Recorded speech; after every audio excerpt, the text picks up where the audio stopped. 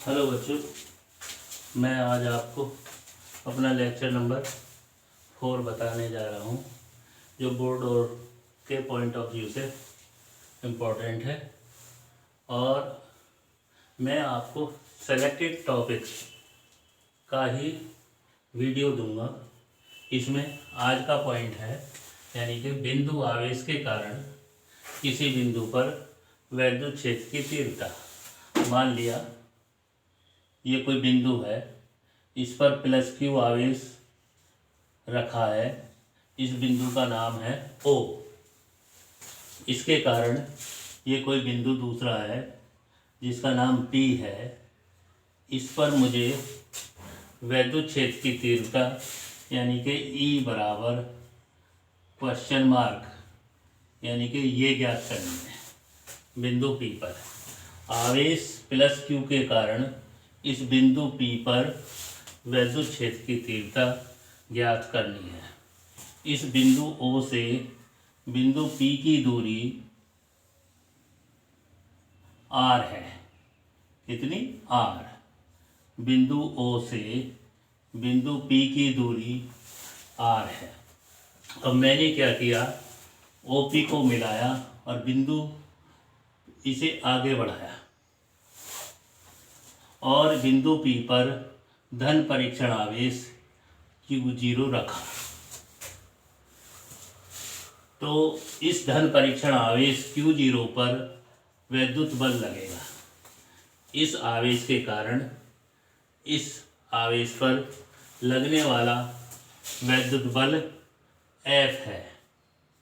वैद्युत बल F है। तो प्लस क्यू आवेश के कारण Q0 यानी कि धन परीक्षण आवेश पर लगने वाला वैद्युत बल F बराबर 1/4 पाई एप्सिलॉन 0 के Q1 यानी कि ये Q, Q2 यानी कि ये Q0 बटे R स्क्वायर। ये किसके? कूलाम के नियम के अनुसार। तो इस प्रकार से बिंदु P पर रखे धन परीक्षण आवेश Q0 पर लगने वाला बल F बराबर 1/4 पाई एप्सिलॉन 0 के Q0 बटे R स्क्वायर। के जो है माध्यम का परावैद्युतांक है। अब वैद्युत क्षेत्र की परिभाषा से वैद्युत क्षेत्र की तीव्रता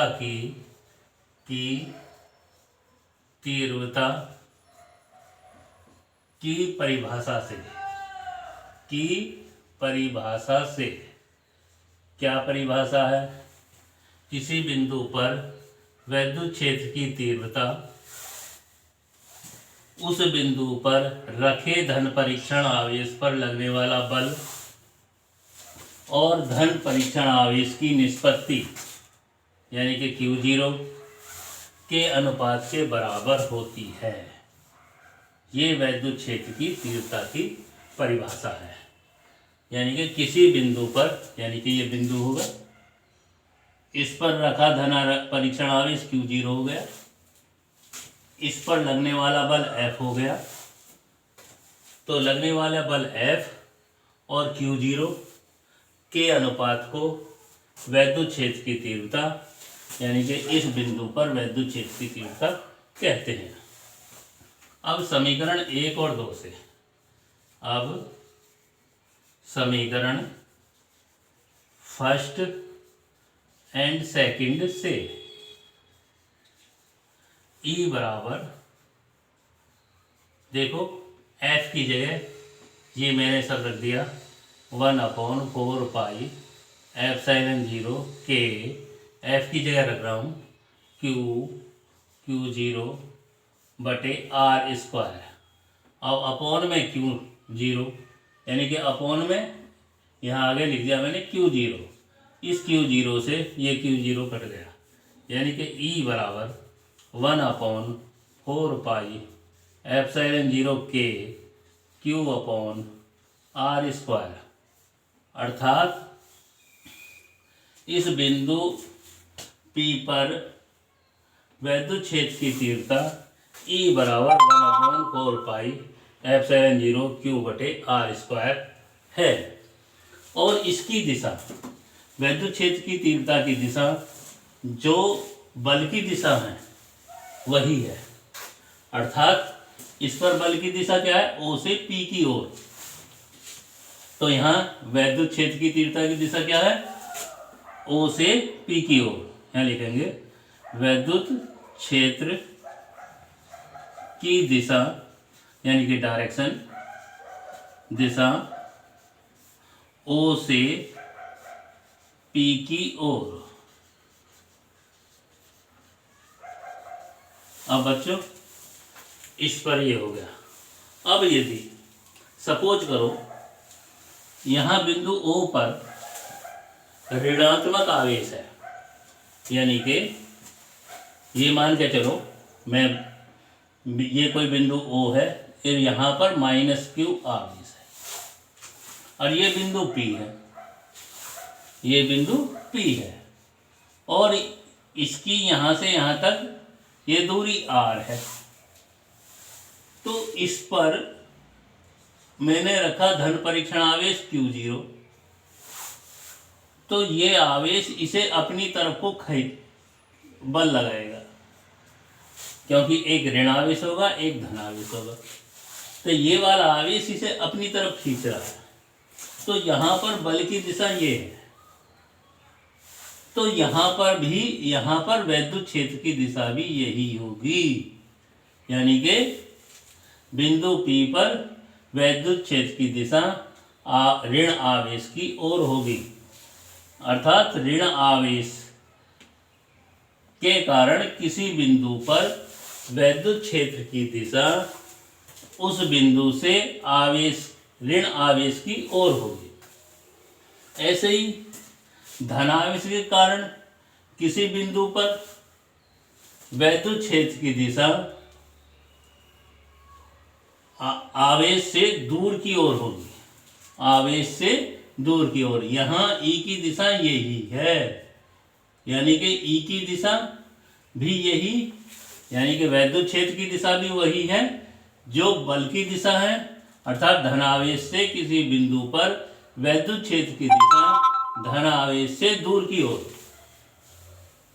ऋण आवेश से किसी बिंदु पर वैद्युत क्षेत्र की दिशा ऋण आवेश की ओर होगी। अब अगला पॉइंट आता है मेरा, अगला पॉइंट ये है कि मान लो ये कोई कई आवेश हैं, सपोज करो कि ये आवेश Q1 हो गया, ये आवेश Q2 हो गया, ये आवेश Q3 हो गया किसी स्थान पर, और ये कोई बिंदु P हो गया जहां पर मुझे वैद्युत क्षेत्र की तीव्रता ज्ञात करनी है। इसके लिए मैं आगे क्या करूंगा, मान लिया यहाँ से इसकी दूरी R1 है, इसकी यहाँ से यहाँ तक की दूरी ये R2 है, यहाँ से इसकी दूरी ये R3 है। तो इस बिंदु पर परिणामी वैद्युत क्षेत्र कितना होगा, इसके कारण मान लिया मैंने तीनों आवेश मेरे धनात्मक हैं, तो इसके कारण यहाँ पर वैद्युत क्षेत्र ये इस E1 इधर को हो गया, क्योंकि आवेश से बिंदु की ओर मिलाने वाली रेखा के अनुदिश आगे की ओर। यहाँ पर ये हो गया E2 इधर को हो गया, और यहाँ पर हो गया आपका E3 ये ऊपर को हो गया। तो बिंदु P पर वैद्युत क्षेत्र की तीव्रता, यानी कि इस P पर वैद्युत क्षेत्र की तीव्रता E बराबर होगी vector E1 plus vector E2 plus vector E3, यानी कि इस बिंदु पर हम परिणामी वैद्युत क्षेत्र की तीव्रता जब निकालेंगे तो इन्हें तीनों को वेक्टर के नियमों से जोड़ेंगे, और जोड़ने के बाद जो आएगी वो परिणामी वैद्युत क्षेत्र की तीव्रता होगी। अब बच्चों इन पर आधारित मैं आपको दो सवाल करके दिखाऊंगा, आप उसे समझें ध्यान से वो नेक्स्ट वीडियो में